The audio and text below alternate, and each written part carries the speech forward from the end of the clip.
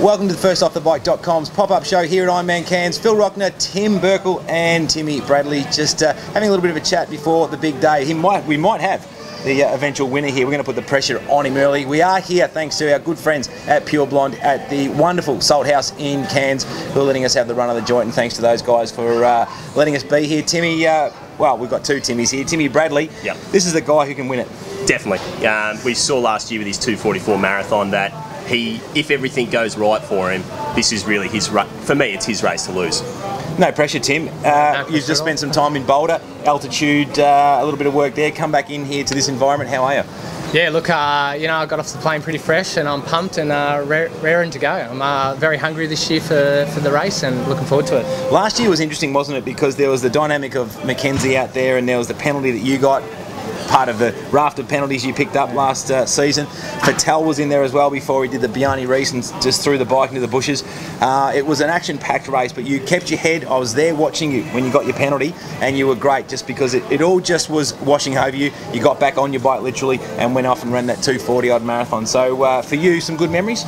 Yeah, look, I think I've developed a lot since last year as an athlete. I think I'm a lot physically and mentally tougher, and it's given me the confidence, that race. So, I'll hopefully put that into play on Sunday. Version 2.0, Tim Bradley. This is the new version of Tim Berkel. Yeah. He's come back, and as you said, you seem to be a different athlete. And Tim, you've had some thoughts on this? Yeah, well, last year, Tim, you had a season that was just marred, particularly the back end of the domestic season, was just marred with penalties. That really, in a lot of races, I was saying to Phil earlier that you've seemingly found a way to lose a lot of races that you probably should have won.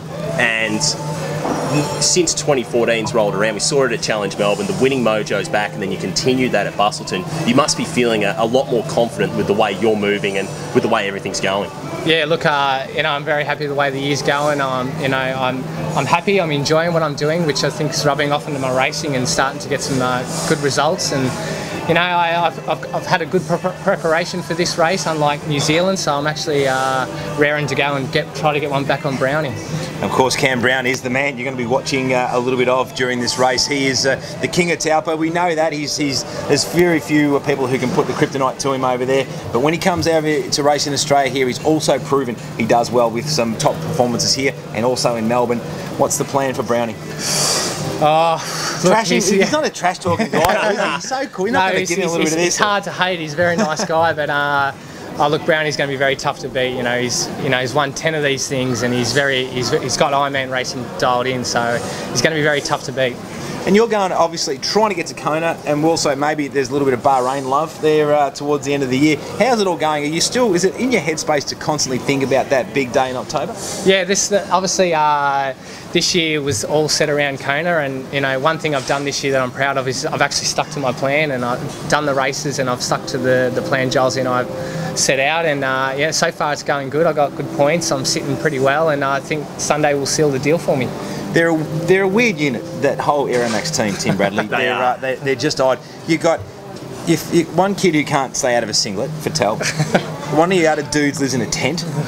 Peter Robbo. Yeah. Joey Lampy, who could substitute as the Bondi vet. He's that chiselled. I think he's done it before, yeah. Yeah, he's a handsome devil. And then you've got you. It's a fairly loose bunch of dudes getting around, isn't it?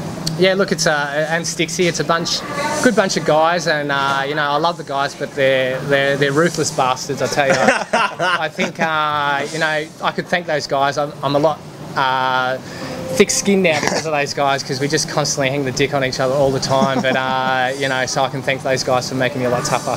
They are mentally charged, those boys, and they're getting you very much charged as well. The interesting one I find, Tim, this weekend is you are racing your teammate in Peter Robertson.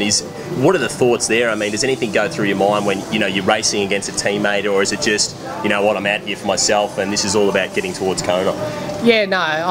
Obviously, I'd love to see Robbo do well, but at the end of the day, I'm out there to beat him and get one over him. But I haven't been home for the last month, so I'm not too sure how the boys are going. I stayed in a little bit of contact with them and see how they're all going. But he's had one race under his belt. He got a top 10 in a tough field in his first one, so I'm sure he's going to have a crack of a race. The one name I want to throw up to you is Casey Munro. We all know how strong that guy is on the bike, but we saw in Melbourne he was able to deliver about a 3:10 marathon, or just maybe a little bit quicker. Is Casey a guy that you're wary of what he could do, particularly on this Cairns bike course? Yeah, look, Munners he's another athlete that's improving pretty quickly. You know, he did his first Ironman, he ran a 3:20, then he's coming down to 3:10. So, you know, he might even knock another 10 minutes off his time and run a 3 hours, which puts him in the mix for you know, a top 5 or something. But you know, I'm not too sure how Munners is going at the moment. You know, he had a pretty good race at Busselton 70.3, and you know, he'd be just looking for some experience and try to have a good run. Well, Tim, it's all to do for you as we head into this weekend. Good luck with what you've got going on. We hope that you can overcome that dirty Kiwi, Cam Brown, and the rest of your kooky Aeromax guys, even though a few of them are racing in the 70.3. Thanks for spending a bit of time with us. Thanks also to Pure Blonde and the beautiful people here at Salt House in Cairns.